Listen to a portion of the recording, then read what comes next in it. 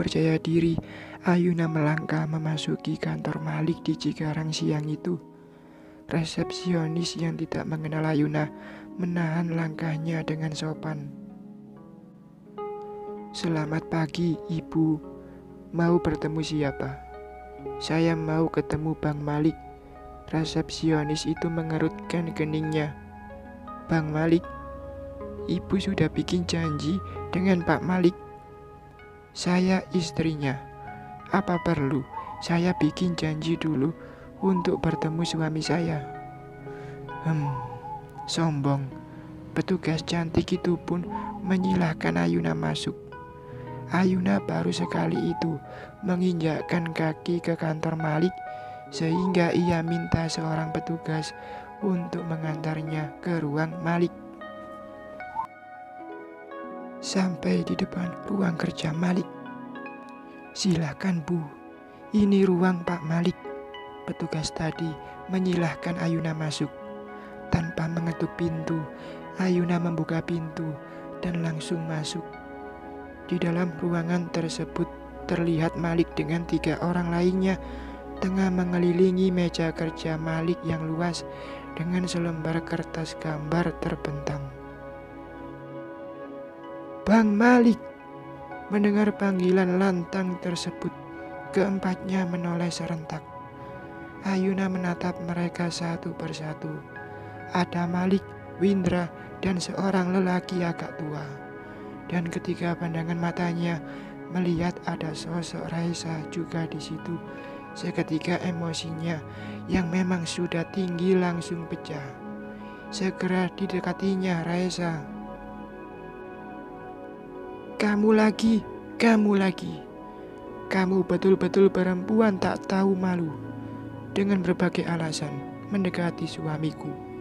Sebegitu inginnya kamu merebut suamiku ya. Dasar pelakor." Serentak tangannya merenggut kerudung Raisa yang terkejut dengan kehadiran Ayuna dan mendapat serangan yang tiba-tiba.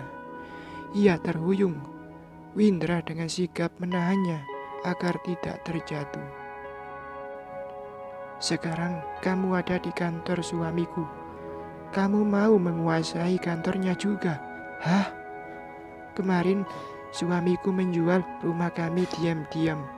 Pasti juga karena hasutan kamu kan? Perempuan tamak serakah. Tak akan kubiarkan kamu merebut suamiku dan merebut hartanya." Begitu lantangnya suara Ayuna sehingga terdengar keluar ruangan kerja Malik yang pintunya memang tidak ditutup. Beberapa karyawan segera saja tertarik dengan keributan yang terjadi di ruang kerja bos mereka itu. "Oh, perempuan yang barusan lewat itu istri Pak Bos ya. Baru kali ini ke sini. Sekalinya datang langsung bikin story," bisik seorang karyawati. Emang siapa yang dia tuduh merebut suaminya? Sepertinya Bu Raisa deh. Kan sejak tadi dia ada di ruang kerja Pak Bos. Tapi Bu Raisa tak terlihat seperti yang dituduhkan itu. Lagi pula ia di ruangan bukan berduaan dengan Pak Bos. Ada Windra dan Pak Roseno, konglomerat yang tengah merenovasi rumahnya. "Nggak tahu deh, kita lihat saja nanti," bisik yang satunya. "Ayuna, kita sudah bercerai. Jangan macam-macam di sini. Keluar kamu!"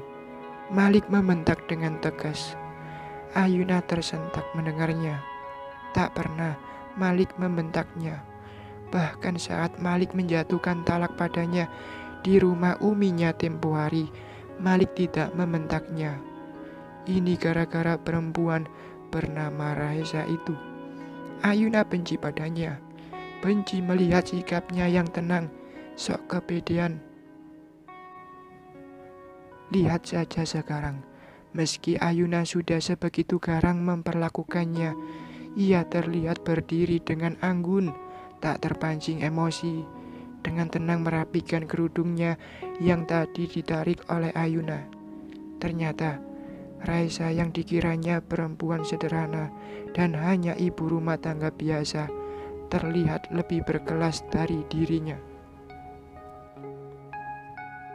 Tadinya Ayuna begitu percaya pada diri sendiri sebagai seorang karyawati bank ternama yang selalu berpenampilan mahal.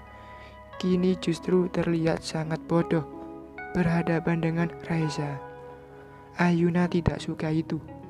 Sudah kepalang basah, sekalian saja ia akan membuat Raisa menjadi bahan cemoohan orang sekantor itu. Malah kalau bisa, ada yang menyebarkan berita ini ke luar sana, sehingga nama baik Raisa akan hancur. Amarah telah menutup mata hati Ayuna, sehingga ia lupa niat semula datang ke kantor itu untuk membicarakan perihal rumah yang sudah dijual Malik. "Bang Malik, aku ini istrimu. Rupanya perempuan ini yang sudah mempengaruhi abang sehingga tega menceraikan aku. Bahkan abang menjual rumah tanpa memberitahu aku terlebih dahulu. Ingat bang, perempuan itu punya suami, punya anak. Abang akan menjadi perusak rumah tangga orang kalau abang bersamanya. Dan perempuan ini dengan tidak tahu malu menempel terus sama abang yang jelas-jelas juga punya istri. Aku tak sudi abang cerai gara-gara wanita murahan ini," Ayuna berkata sambil menangis dengan kerasnya. Windra yang tahu jalan cerita sebenarnya begitu tercengang melihat kelakuan mantan istri bosnya itu. Begitu lihainya ia bersilat lidah memutarbalikkan fakta. "Windra, panggil security. Usir perempuan ini keluar. Ingat, jangan pernah biarkan ia masuk ke kantor ini lagi," teriak Malik. Petugas security yang baru sampai di situ karena diberitahu karyawan lain tadi langsung menyeret Ayuna keluar. "Mengapa aku yang diseret? Ini kantor suamiku. Pelakor itu yang seharusnya kamu usir keluar." Yuna berteriak-teriak sepanjang jalan menuju lobi utama, sehingga menarik perhatian para tamu yang ada di kantor itu. Betul-betul memalukan sikapnya. Tak menunggu lama, berita keributan di kantor MCP Group sudah tersebar di media sosial. Entah siapa yang menyebarkannya. Berbagai judul yang sangat mengundang perhatian para penggemar gosip. Malik, pemilik MCP Group, terlibat skandal dengan istri orang. Pemilik MCP Group dipergoki oleh istri sahnya di ruang kantor bersama istri orang. Pelakor merusak rumah tangga bos MCP Group. Berbagai judul berita panas itu dibaca oleh Rasaf dan beberapa temannya yang tengah berkumpul mengerjakan tugas kuliah mereka. "Ini wanitanya, mirip sekali sama Mbak Esa. Apa betul kakakmu, Ras?" tanya Bagas, temannya sejak SMA dulu dan sekarang satu kampus pula. Di video yang beredar, terlihat Ayuna tengah menunjuk-nunjuk Raisa sambil berkata dengan kata-kata kasar. Rasaf mengusap rambutnya dengan kasar. "Kurang ajar Ayuna, dia yang berselingkuh seenaknya membalikan fakta menuduh kakakku. Segera diteleponnya Malik." Sepeninggal Ayuna, Malik duduk berempat di ruang kerjanya. "Maafkan saya atas kejadian barusan, Pak Roseno. Saya tidak menyangka kejadian bodoh ini bisa terjadi di sini. Kami sedang dalam proses perceraian. Rupanya ia tidak bisa menerima keputusan saya untuk menceraikannya, sehingga ia protes dengan caranya. Padahal ia sangat tahu apa kesalahannya, sehingga saya menggugat cerai. Windra saksi dari perbuatan buruknya. Saya mengerti, Pak Malik." Pak Roseno yang sudah mengenyam berbagai asam garam kehidupan menjawab dengan bijak. Agar tak menjadi berita yang simpang siur, mungkin Pak Malik perlu mengadakan klarifikasi untuk meluruskan kejadian yang sebenarnya, untuk membersihkan nama baik Anda dan Raisa. Kami ada di sini sebagai saksi bahwa apa yang terjadi tidak seperti yang dituduhkan oleh Ayuna. Anda tidak berduaan dengan Raisa. Ketika Ayuna datang, kita berempat sedang membahas pekerjaan. Malik menerima saran Pak Roseno dan akan segera merilis klarifikasinya atas kejadian tersebut.